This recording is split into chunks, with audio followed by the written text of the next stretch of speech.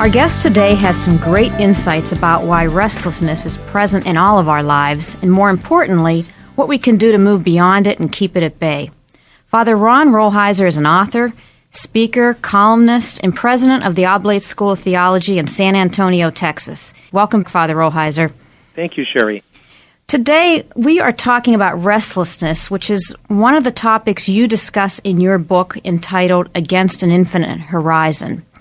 And you start your book with a quote by Karl Rahner, a famous German theologian, who said, quote, "In the torment of the insufficiency of everything attainable, we come to understand that here, in this life, all symphonies remain unfinished." I'm going to repeat that one more time. In the torment of the insufficiency of everything attainable, we come to understand that here, in this life, all symphonies remain unfinished. The first thing you said following that quote in your book is that to not understand these words that Karl Rahner wrote is to risk letting restlessness become a cancer in our lives. So please, let's start by help us understand what his words mean. When do you ever have a moment where you say, it's enough? I don't have to wait for anything else. I don't need to be with anybody else. I don't need to be experiencing anything other than what I'm experiencing. Well, that maybe happens 2% of your life. Right. 98% of our lives, we're waiting for something else to happen. You know, in little things, you're at a bus, you're waiting for it to come, or in big things, you're waiting for the baby to be born, you're waiting to meet the right person, you're waiting for your leg to heal from a broken leg, you're waiting for a new season in your life. Like we're always waiting for something. And there is a certain torment in that, that we seldom have a completely pregnant moment where everything's completely full. He said. So Rahner says, in the torment of that, you eventually learn that here in this life, as Augustine says, you're always a little lonely. You're always a little restless. Henry Nouwen, who was this great spiritual writer, I remember being struck by this line. He once says, in this life, there's no such a thing as a clear-cut, pure joy. You'll have joys, but there'll be some shadow. You're with somebody, but you're missing somebody else. You're seeing a sunset, but you're missing the person who can't be with you. You're at the family barbecue, but your eyes are restless. You're waiting for this to be over or whatever. We're in joyful and all kinds of moments, but it's rare in this life, other than rare moments of ecstasy where it's all there. It's clear-cut. There's no shadow. And Rahner says, in that experience, you ultimately learn, like in this life, I just love that line. There is no finished symphony. You get wonderful symphonies, but it's never quite complete. Right. And then so you say that this can become a cancer in our lives. Why do you say that? Well, exactly. It's very important, Sherry. See, if I don't recognize that, and sometimes, sometimes even when we do recognize it, it's like an addiction. Restlessness it's worse than the playground bully. Restlessness can drive us all over the map. See, so that it becomes a cancer in this sense, that I'm always looking for the next thing to do it for me. The next relationship, the next set of friends, the next city, the next job, that somehow, somewhere, I'm going to find the finished symphony. And then it becomes a cancer because we can be doing violence to the people in our lives. So to illustrate it in a simple kind of example, if I'm married to somebody, they may be a wonderful person, but if I'm looking for them to make me completely unlonely, to completely fulfill me, I'll somehow do violence to that person because they can't do that for me. See, and then I can look at a good relationship and find it unsatisfactory because it's not perfect. See, cancer in that sense, that restlessness can drive us out to always be looking for, it's not right, it's not what I want, this isn't perfect, I need somebody else, I need something else. Cancer in that sense, that life is never enough. Right, which is not good for ourselves and how we feel, and it's certainly not fair to the people around us. Very definitely. Yeah. Well, why are we like this? I mean, it's not necessarily because we're, greedy people or we're not grateful or selfish, is it? I mean, is this just part of how we're built? Well, sometimes in jokes, sometimes in talks, when people tell that, I use a kind of a humor to, the next time I speak to young people, when your mom says to you, why can't you sit still? Tell her, it's not my fault, it's God's fault. God built me like this. See, we're built. See, let's look at that very, very famous line from St. Augustine, where he begins his famous book, The Confessions, by saying, You've made us for yourself, Lord, and our hearts are restless until they rest in you. That captures it. See, we are made with an infinite capacity for love, an infinite capacity for experience, an infinite capacity to know. See, infinity, but in this life we're only meeting what's finite. So that, you're made to make love to the world. You're only meeting one person here, See, so we have godly qualities. We have godly fire inside of ourselves, but we're meeting very limited and finite situations and people, and so it'll always be, you can't fill in a Grand Canyon without a bottom. That's an image I often use of the human soul, the human heart, the human mind. We're Grand Canyons without a bottom. So no amount of experience in this life will ever completely fill them in. So it's not that we're pathological or we're greedy. We're just built with the image and likeness of God inside of us, which is not just a beautiful icon. That's a raging fire. That's a deep well. That's infinity.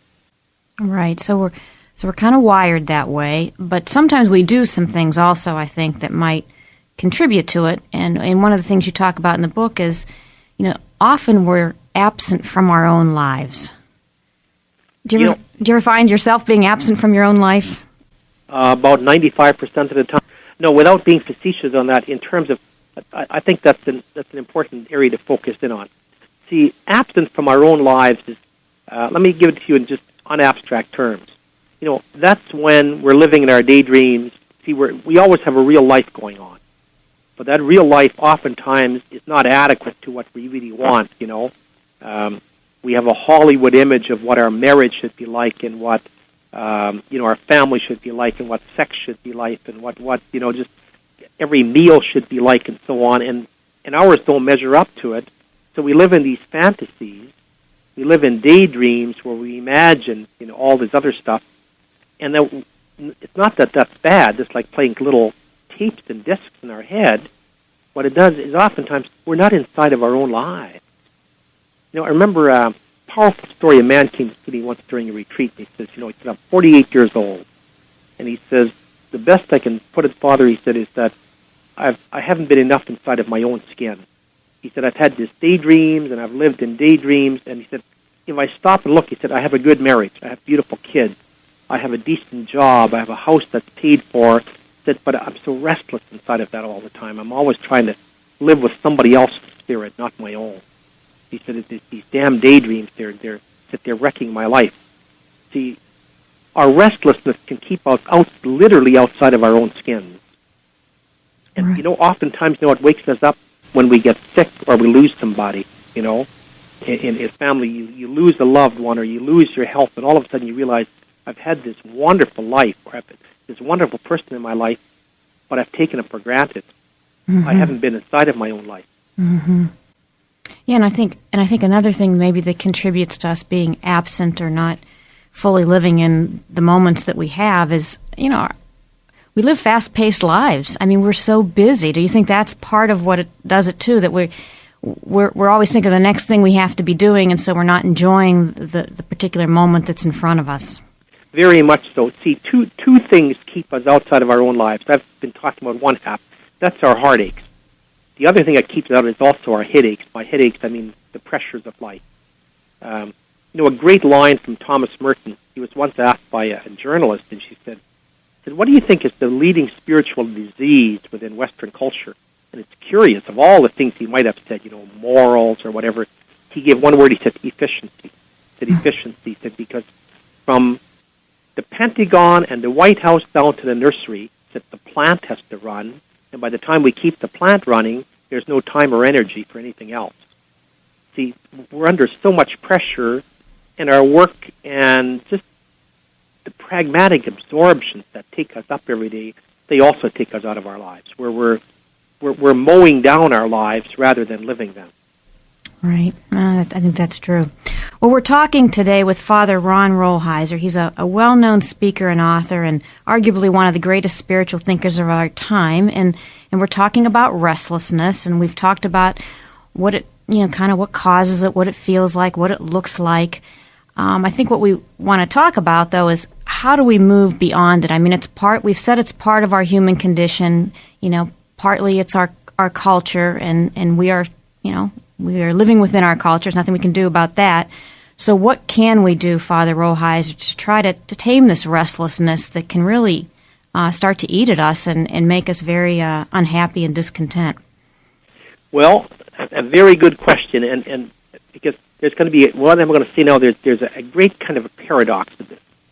See, what restlessness, naturally drives us to do is to go outside and do activity. So, very simply, I'm home, it's a Friday night, I can't sit still, well, I'll go out and I'll find some friends, and I'll go to a bar, or we'll go out socializing and so on. And the irony of that is oftentimes by giving into activity, we actually fan the flames of restlessness. Mm-hmm. So it's not like taking a drink of water to put out a fire, it's like putting gasoline on fire. I'm sure we've all had this experience where you're restless, you're tired, you go to a party, and you stay there, and you come home, and you're more restless and more tired than before you went. Now you really can't sleep. So the danger with restlessness is restlessness pushes us into activity. There's almost saying, I can't sit still. And then we don't sit still. We go out and we do activity, but it's like reaching for a drug. Whereas in restlessness, and all the great spiritual writers will tell you this, restlessness has to be turned into solitude. So that's the great irony. The times when I feel the most, I can't sit still tonight or I'll die, are the very times I need to sit still. But the only thing that's going to bring restlessness to some kind of quiet, to some type of peace, to put out the hot fires, is solitude. So restlessness, you don't quench restlessness through activity. You quench restlessness by finding solitude, and solitude is an inner space. So that really the push has to be for us to really push ourselves to find times to sit still, to not always give in to restlessness and make us push us out for activity. And that isn't something that you on a given night you might be too restless and you can't sit still. The key is that we need to do this as a kind of spiritual practices in our lives. The value of just, taking time every day to sit still, taking time every day, for instance, to shut off stimulus, to go, as I like to say now, I say, go every day at least for 15 minutes or half an hour where you can't be reached, where there's no cell phone, there's no email, nobody can get to you, there's nothing electronic, where you just have to, be still by yourself. You can also do that for moments of prayer. You can turn that into prayer, but it's very important in a culture, first of all, that our culture is so high-paced, but there's so much pressure on us, and especially today, like electronics, email, iPods, cell phones have made us the most communicative people ever in history, but they can destroy our interiority. The Sufi poet Rumi once had a great line. He says, I have lived too long where I can be reached. We're living where we can be reached all the time. My advice to people very simply is make sure every day there's 15 minutes, there's half an hour where you can't be reached. No cell phone, no email. You can be sitting with, somebody else having a glass of wine, or you can be sitting on your deck looking at a sunset, but where we have to find moments of stillness, precisely moments of solitude, and then those are where we find space and respite, quiet inside of restlessness. And if we take that time, which is hard to carve out, but if we do, I think there's a natural tendency on many of our parts to now we're just spend that time thinking about everything we have to do and thinking about everything we're worried about, and that's not the kind of quiet you're really talking about, is it? But even that, Sherry, would help. Like sometimes, see, you can't control your mind. Your mind is an interesting thing. Your mind is like a barrel of monkeys. If you push one thought down, two more will come up. See, so it's not even so much that you can sit and necessarily find peace and quiet. The idea is just to sit. And, try to pray and try to focus and try to center. And oftentimes you can, practice, prayer techniques or, something that helps still our mind or center ourselves, or read scripture, read a spiritual book, something that'll take the focus off of ourselves, and away from our headaches and our heartaches and our concerns. But even if for the half hour you were distracted, you'll still be the better for it. Mm-hmm. you'll still be the better for it, because you won't always achieve quiet. You won't always achieve internal peace and so on. But at least you've cut away the stimulus. At least, and even that is valuable. Let me give you a little image here, which I got from a very good psychologist I studied under. He said, your mind and your thoughts, they're like, the old little tops we had when we were kids that you wound up and they spun on the table. Mm-hmm. And see, when you fall asleep, for instance, at night, and oftentimes you have chaotic dreams, but in the end, you're more rested. See, it's like this top, your thoughts have to unspin and unravel. And oftentimes, literally, we're wound too tight. And just by sitting, we unwind, even when we aren't formally praying or formally centering ourselves. But to do that, we have to stop the stimulation. See, stimulation will keep winding us tighter and tighter. And that's what activity does for us. Right. And then another thing you talk about in the book is, which is really related to the title of the book, which is Against an Infinite Horizon. Sometimes we have to just kind of see our lives against that horizon. Maybe you can talk a little bit about that. Well, actually, I'm glad you brought that up. That's another quote from Rahner, the same person who said, the symphony, the unfinished symphony. But Rahner says that it's always important to see yourself and your life against an infinite horizon.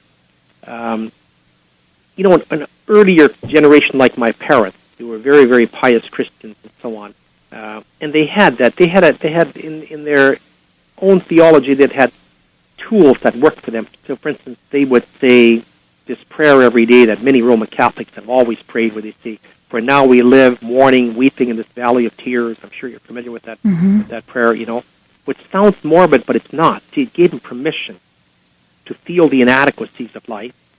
But also they had a second concept they called divine providence, that somehow the finger of God is in everything. See, and so that when we're looking at our lives, we don't just, our eyes aren't just looking at each other. Somehow our eyes often they get turned upward and we see a bigger horizon. When you look in the scripture passage where St. Stephen is stoned to death, that's a beautiful, iconic text, because they say they were stoning Stephen to death, the crowd, and they were looking at him out of jealousy. They said, but Stephen's eyes were turned up towards heaven. Interesting. He was taken out of the context of jealousy and all the passion of the moment. Why? Because his eyes were looking upward. He was seeing something beyond the crowd and beyond now and so on. That's a beautiful icon. Sometimes art gets this really right, St. Stephen. His eyes are looking up, and the others are looking at him. That's why they're jealous and they're going to kill him. See, we always need to have a perspective that's beyond this present job and my heartache today and my health concerns and who was angry at a meeting or, that the meal didn't go right and so on. Those things will come and go. We need a bigger picture. That was always it's against something bigger. There's a heaven. There's another life. There's the old Irish used to say there's the other world. You also have to have a sense of the other world while we're living in this world. Mm-hmm.